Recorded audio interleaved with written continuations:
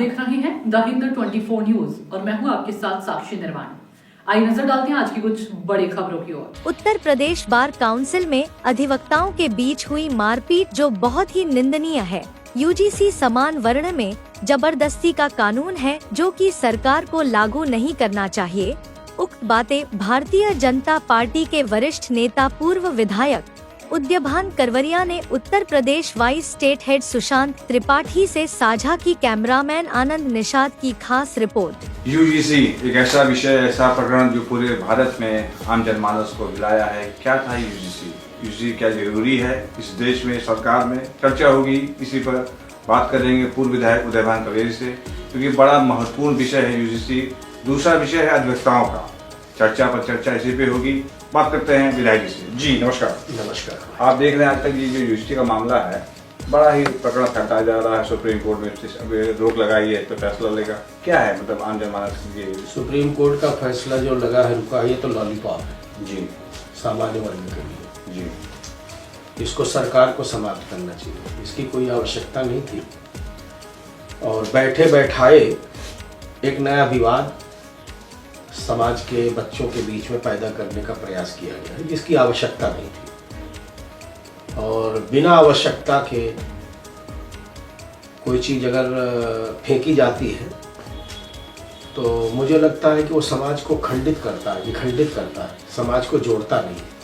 हमें समाज को जोड़ने के लिए प्रयास करने चाहिए और समाज को जोड़ने वाली पॉलिसी ले आना चाहिए। समाज को खंडित करने वाली पॉलिसी ये उचित नहीं है। क्या सरकार जो है जनरल वालों की, सामान्य वालों की अपेक्षा या उपेक्षा इसके दृष्टिकोण से कर रही है? देखिए, दो विषय हैं। विद्यार्थी की कोई जात तो होनी नहीं चाहिए जी। वो जब पढ़ता है तो अपने कंपटीशन के लिए मन लगाता है। वो दलित है कि मुस्लिम है कि हिंदू है कि फॉरवर्ड है कि बैकवर्ड है, इस पर कभी नहीं जाता है, ठीक है जी। अब उसके बीच में एक इस तरह की चीज को फेंक देना कि आप दलित हैं, आप पिछड़े हैं, आप सवर्ण हैं, ये कदापि उचित नहीं है। दूसरा यह है कि देखिए, हम लोग, मैं भी इंजीनियरिंग कॉलेज में रहा। उस समय तो जब मैं 90 में पास आउट हुआ, उस जमाने में रैगिंग बहुत हुआ करती थी। और रैगिंग का मतलब ये नहीं था कि कोई आपको हैरान या परेशान किया जाता। जब फर्स्ट ईयर में बच्चा जाता था तो क्योंकि गांव से जाता था, घर से निकल करके जाता था, कॉलेज की लाइफ में जाता था जी, तो उसके सीनियर्स महीने भर उसको मानते थे इसी के माध्यम से। कोई कहता था गाना गा दो, कोई कहता था ये कर दो, कोई कहता था वो कर दो। वो कोई मेंटल हैरेसमेंट नहीं था। वो एक महीने का ये कार्यक्रम चलता था कि लोग एक दूसरे से परिचित होते थे। उसके बाद एक महीने के बाद फिर एक फंक्शन होता था जिसमें सारे सीनियर जूनियर मिल करके आगे अपने पढ़ाई में ध्यान देने की बात करते थे और सीनियर्स जूनियर्स की रिस्पेक्ट करते थे जी। मतलब जूनियर सीनियर की रिस्पेक्ट करता था और सीनियर जो है उसकी मदद भी करता था। लेकिन उसमें भी कुछ खामियां थी कि कुछ ऐसे मानसिकता के लोग थे जो उस नाम पर प्रताड़ित करते थे। वो कुछ लोग ऐसे रहते थे। तो उस पर एक कानून आया, बड़ी चर्चा हुई। उसके बाद ये हुआ कि कॉलेज में ये बंद होना चाहिए। तो जब से ये, उसको या तो एक शब्द दे दीजिए, उसका नाम रैगिंग, और या तो इंट्रोडक्टरी जी, ठीक ना जी। जब तक फर्स्ट ईयर में गए बच्चे का सेकंड ईयर के बच्चों से इंटरेक्शन नहीं होगा, इंट्रोडक्शन नहीं होगा, तो उनसे क्या मदद कर पाएंगे? वो तो केवल जाएगा किताबी कीड़ा बन करके डिग्री लेके लौट आएगा। ठीक, तो इंट्रोडक्शन से जरूरी है। अब जैसे यूजीसी में लाया गया कि कॉलेज में पढ़ने वाले जो बच्चे हैं वो अगर किसी के खिलाफ शिकायत दलित या पिछड़े वर्ग का व्यक्ति करता है तो तत्काल उसके ऊपर कार्रवाई होगी, 15 दिन में ये होगा वो होगा, फालतू का ये बिना औचित्य के हुआ।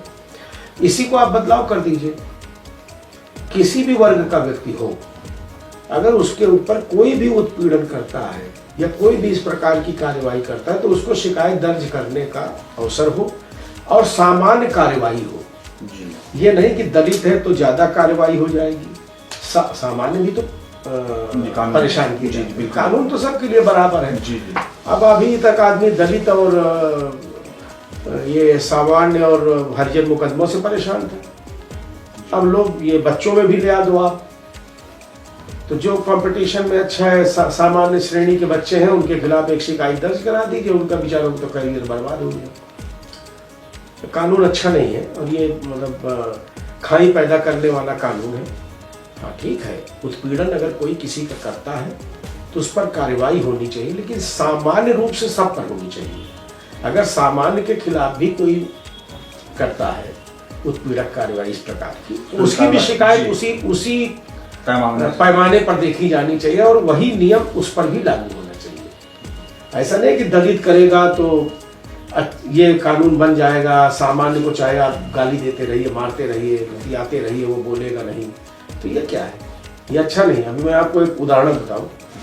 आज मैं सुबह बैठा था तो एक मतलब छोटी सी बात, आपको अगर ज़्यादा लंबी ना लग रही हो तो। जी। एक गांव यहीं जमुना पार में, वहाँ कुछ पासी बिरादरी के लड़के हैं। अब ग्राम प्रधानी आ गई है और प्रधान वहाँ ब्राह्मण है, तो प्रधानी को लेकर के एक यादव जी वो उस बिरादरी के, दलित बिरादरी के जो बच्चे हैं, जो गरीब किस्म के हैं, उनको शाम को दारू वारू पिला देते हैं। अब वो उनके बच्चों को, जो पंडित जी प्रधान हैं, उनके बच्चों को गाली देते हैं, उनके बुजुर्गों को गाली देते हैं।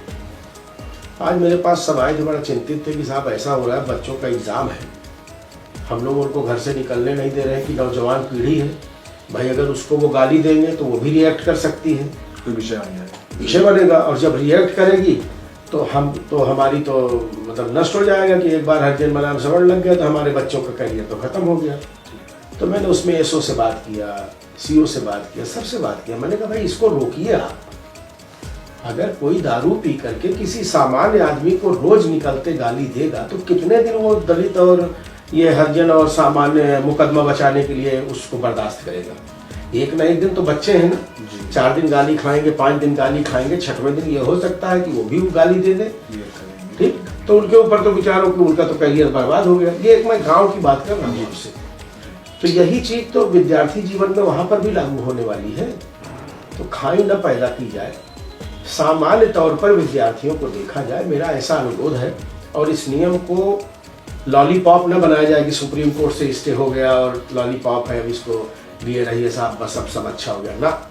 इसको सरकार वापस ले, समाप्त करे। ये कोर्ट का मामला नहीं है, सरकार का मामला है। जिसने लागू किया है वो इसको तत्काल एक सर्कुलर जारी करे कि ये कानून वापस लिया जाता है। हाँ, आपको कानून यूजीसी का लागू करना है तो सामान्यतः सबके लिए लागू करिए, उसमें जाति का भेद मत पैदा करिए।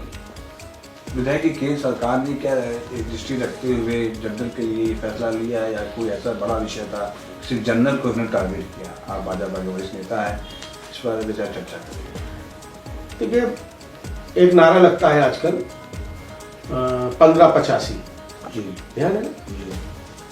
अब 85 में किसको किसको जोड़ते हैं, 15 में किसको जोड़ते हैं? जो पार्टियां चुनाव लड़ने वाली हैं आजकल नारा लगाती हैं। 15 की चिंता किसी को नहीं है, 85 की सबको चिंता हो गई। ये भी तो इसी पृथ्वी का वासी है, इसी देश का नागरिक है। ठीक है, तो 15 नहीं 20-22% हम सामान्य वर्ग 20-22% है। अब वो जो अगर चलिए 85 भी जोड़ दिया तो उसमें किसको आप जोड़ रहे हो? पिछड़े को भी जोड़ रहे हो, दलित को भी जोड़ रहे हो, मुस्लिम को भी जोड़ रहे हो, सबको जोड़ रहे हो। ठीक, अधिकार किसको दे रहे हो? केवल दलित को और पिछड़े को। मुस्लिम को क्या अधिकार दे रहे हो? अति दलित को क्या अधिकार दे रहे हो? अति पिछड़े को क्या अधिकार दे रहे हो? आप 1585 का नारा लगा करके वोट सबका ले रहे हो। अधिकार विशेष 2 जातियों को प्राप्त हो रहा है, नाम भी ले सकता हूं। केवल आरक्षण का लाभ 2 जातियों को, इसके अलावा किसी जाति को नहीं। तो क्यों बरगला रहे हैं 1585 करके? अगर ऐसा ही कर रहे हैं तो भाई हम ही लोगों को अल्पसंख्यक और वो कम संख्या वाला मानकर के परिवार में बड़े पुत्र की शादी हो रही है, ये विषय है सोशल मीडिया में, जिसे मैंने आपसे चर्चा किया। यहाँ आपका टैग है, जहाँ आपका नाम चलता है, वहाँ उत्सुकता बढ़ जाती है, लोगों की जिज्ञासा बढ़ जाती है। इस कार्यक्रम को देखिए, बड़े भाई हैं नहीं, वो कारागार में है, मैं हूँ, और सूरज भान को 1 महीने की पैरोल मिली। इस कार्यक्रम को बहुत सीमित दायरे में कर रहे हैं। अच्छा, बहुत सीमित दायरे में कर रहे हैं और सूक्ष्म कार्यक्रम कर रहे हैं, शादी का कोई बहुत बड़ा कार्यक्रम नहीं कर रहे हैं। सूक्ष्म कार्यक्रम, बहुत निकट के लोगों को उसमें बुलाना, निकट के ही लोगों के बीच में इस कार्यक्रम को कर रहे हैं। कोई बड़े पैमाने पर इसको हम नहीं कर रहे हैं। तो मैं उदय भान करवरिया, पूर्व विधायक, भारतीय जनता पार्टी से रहा हूँ, सचेतक रहा हूँ विधानमंडल दल का, और Uttar Pradesh Bharatiya Janata party cooperative cell का मैं उपाध्यक्ष रहा हूँ प्रदेश का। ये मेरा परिचय है। धन्यवाद। आप देख रहे हैं द हिंद 24 न्यूज में सुशांत त्रिपाठी, कैमरामैन आनंद के साथ प्रयागराज। देखते रहिए द हिंद 24 न्यूज।